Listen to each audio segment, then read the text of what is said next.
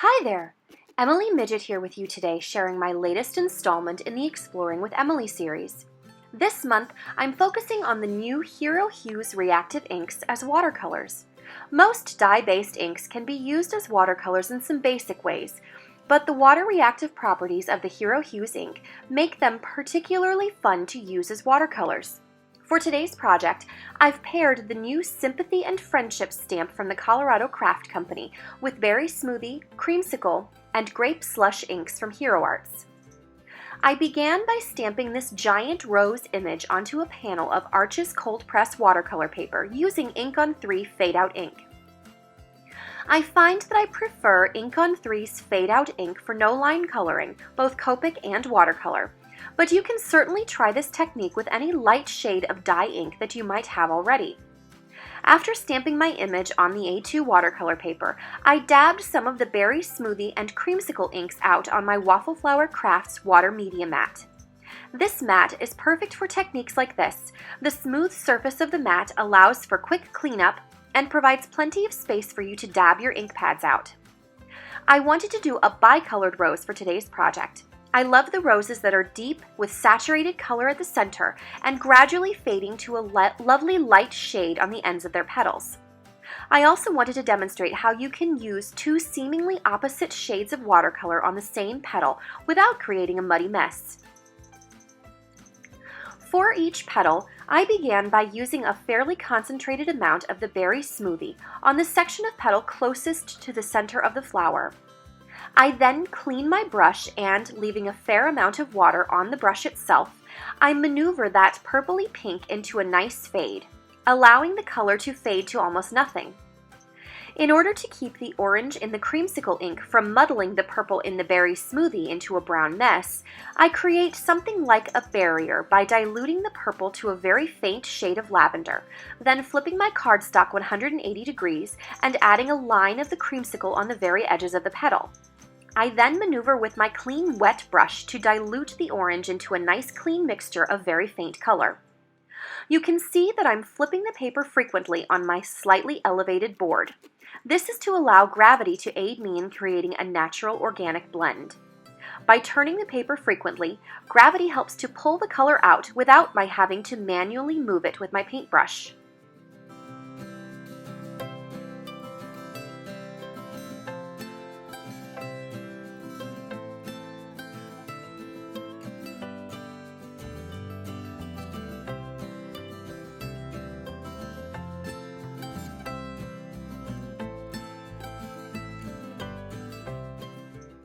You'll notice that I frequently dab my brush on my stamp chamois to clean off any excess ink. This allows me to cleanly dilute the color and create that barrier to prevent the two colors from mixing into a mess.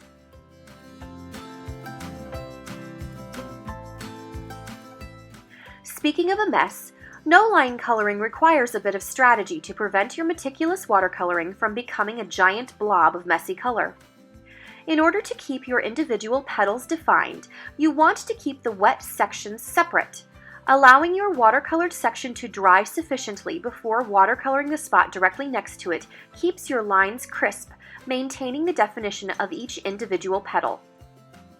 If I do happen to move too quickly and begin on a section directly next to one that is not completely dry, I try to clean up the resulting feathering by drying my brush on my stamp chamois, then running my brush along the feathered area.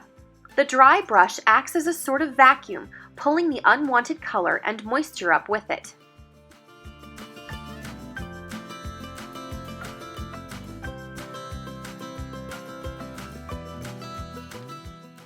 Creating shadows is all about your perspective.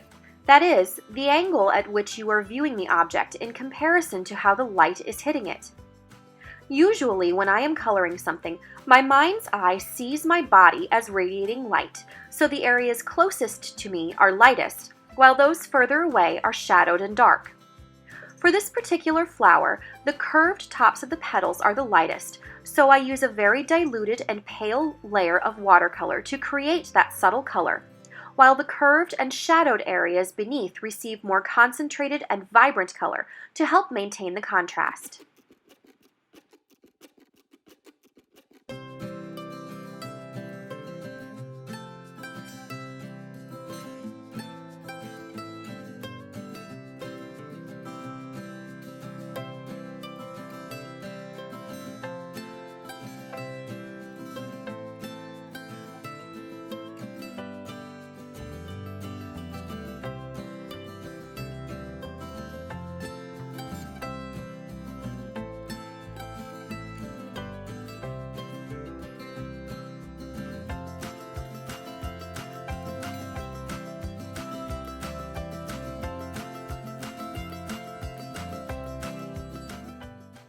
Once I have completed the initial layer of berry smoothie and creamsicle, it is time to add some extra shading details and clean up some of the edges. I always like to add plenty of layers of color with watercoloring. I find that it helps to create even further depth and dimension when you have multiple layers of color. For flowers, I generally try to create as much contrast as possible between the shadowed and light areas, because flowers are folded in on themselves and thus have many little crevices that are shadowed from the light. For today's flower, I am adding touches of Grape Slush Hero Hues ink. I have found that purple helps to convey the idea of a shadow on most painted subjects.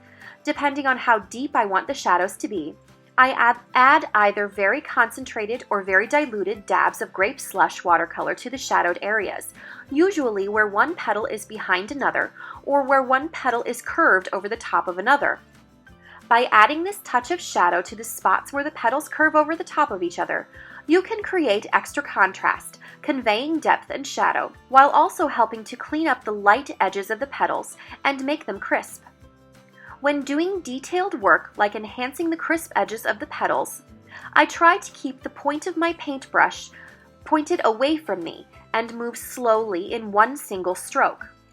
I find that one stroke to be an effective way to maintain a very neat edge, rather than using multiple strokes and creating a somewhat jagged edge. Turning the paper constantly is an easy way to make sure that your paintbrush's point remains crisp.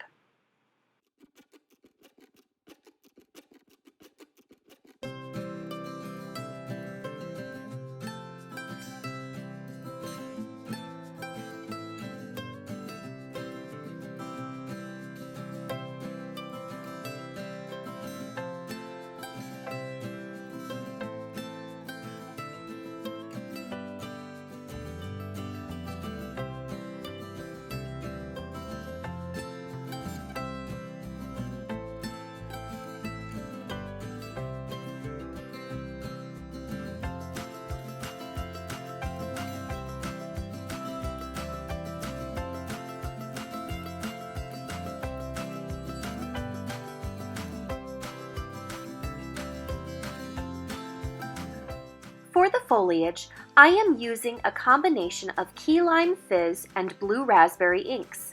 I wanted to demonstrate that the Hero Hues blend together beautifully as watercolors, just as beautifully as with an ink blending tool. I began by laying down a fairly concentrated line of the Blue Raspberry ink, to which I add a line of concentrated Key Lime Fizz ink. I then clean my brush and use that clean, damp paintbrush to pull the color down into a smooth gradient. The combination of the bright turquoise with the almost neon green creates a very bright and vibrant green, almost too vibrant for such an elegant dusty pink rose, but we will fix that in a minute.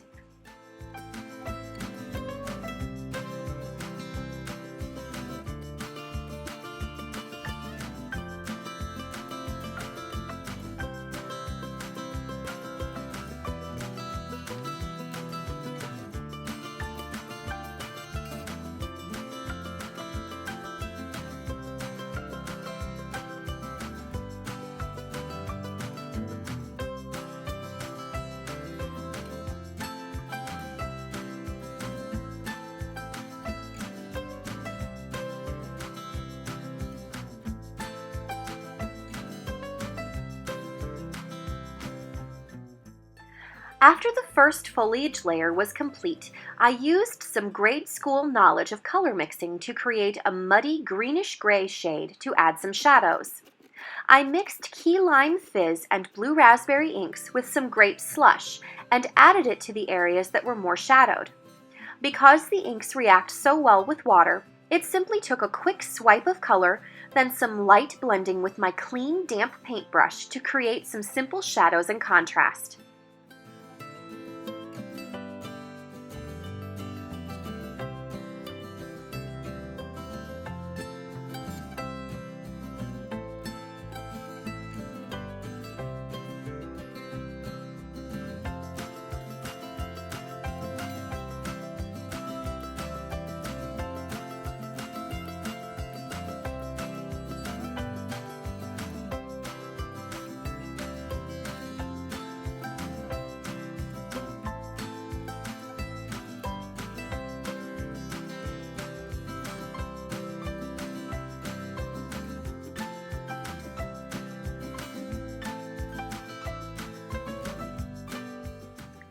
A little fussy cutting, a pretty plaid background stamp from the stamp market, and a stark black and white sentiment from Essentials by Ellen made for a simple but elegant and utterly summery finished project.